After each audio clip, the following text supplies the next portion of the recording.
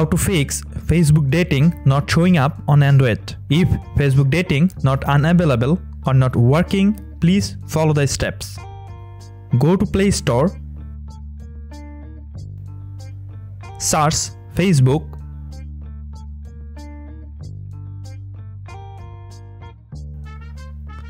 update your Facebook app, then reopen your Facebook app. Go to your phone setting,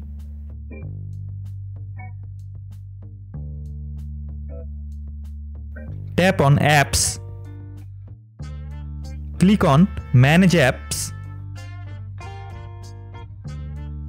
search Facebook,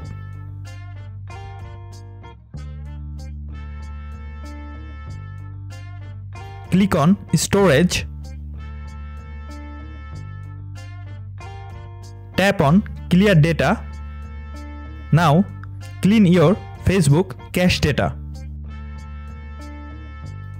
There are some reasons for not showing Facebook dating app. Number 1, you are not 18 or older and you have a new account or inactive account.